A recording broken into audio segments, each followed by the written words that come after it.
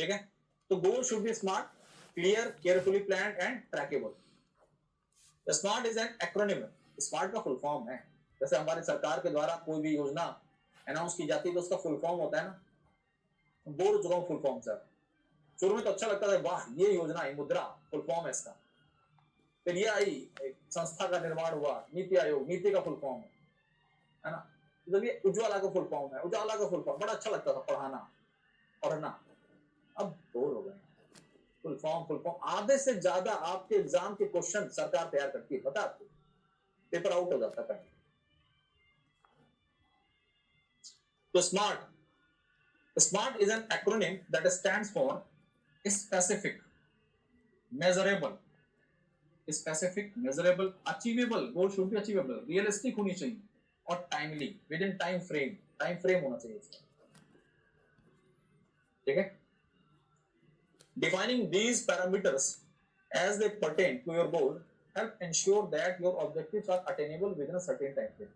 तो goals जो भी हमारे हैं, जो भी हमारे goals हैं, वो क्या होने चाहिए? अटेनेबल होने चाहिए, आप उसे अचीव कर सकते और विद इन टाइम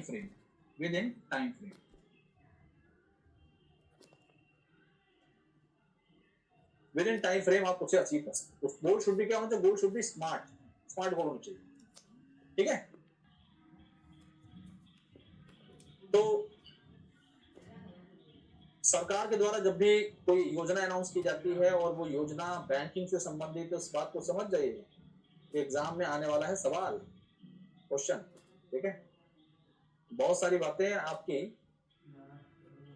आपको सरकार बता देती है, देश के प्रधानमंत्री बता देते हैं, वित्त मंत्री बता देते हैं कि हाँ ये क्वेश्चन आपके एग्जाम में बनने के लिए एकदम तैयार है, बी रेडी।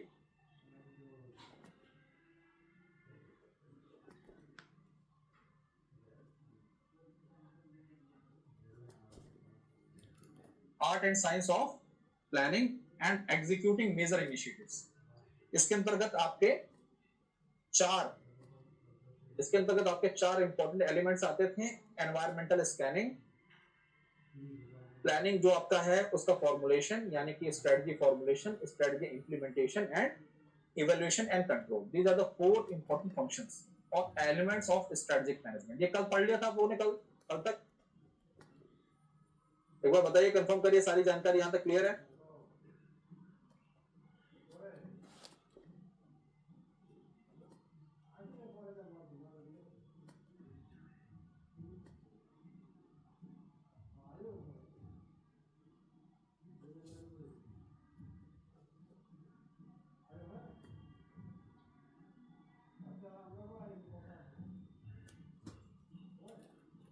आइडेंटिफिकेशन, एक कंपनी, एक ऑर्गेनाइजेशन जिस मार्केट में ऑपरेट कर रही होती है उस मार्केट को एनालाइज करती है।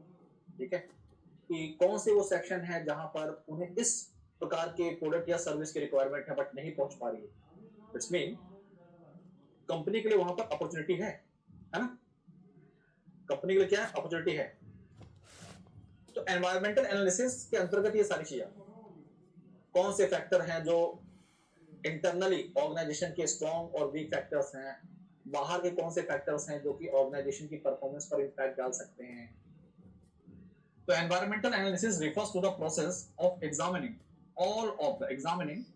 all of the factors, both internal and external, that have an impact on the performance of the organization. This can be done ये systematically and qualitatively, दोनों तरीकों से किया जा सकता है। The opportunity and the threats, देखिए opportunity, threats, ये क्या है? External factor. ये कैसे फैक्टर्स हैं? External to the organisations, quoted by the external components, whereas the strength and weak vulnerability का मतलब आप बोल सकते हैं weaknesses जो भी हैं,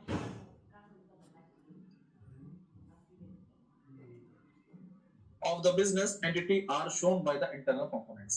ठीक है, ये internal components है। मैंने कल आप लोग को बताया था कि कुछ फैक्टर्स होते हैं, उन फैक्टर्स के बारे में जानना जरूरी है। देखिए एनवायरमेंटल एनालिसिस जब भी किया जाता है तो उसके अंदर 4 स्टेप्स होते हैं। आइडेंटिफाइंग द फैक्टर्स, क्या आइडेंटिफाई कर रहे हैं? फैक्टर्स को आइडेंटिफाई कर रहे हैं, उनको स्कैन किया जाएगा। फिर एनालाइज किया जाएगा और फिर उसकी क्या इम्पैक्ट हो सकते हैं उसको फोरकास्ट करना। फोरकास्ट करना मतलब इसके आधार पर हम क्या करेंगे, प्रिडिक्ट करेंगे। क्या करेंगे, प्रिडिक्ट करेंगे क्या हो सकता है इस फैक्टर का इम्पैक्ट। तो आइडेंटिफिकेशन, आइडेंटिफाइंग, फिर एनालाइज करना, स्कैन करना, फिर एनालाइज करना और फिर आपका forecast. These are the four steps in environmental analysis. अब कल मैंने आपको बताया था एक टाइप का एनालिसिस, पेस्ले एनालिसिस। पेस्ले क्या होता है, नाम से पता चल रहा है कि ये फुल फॉर्म होगा कुछ ना कुछ।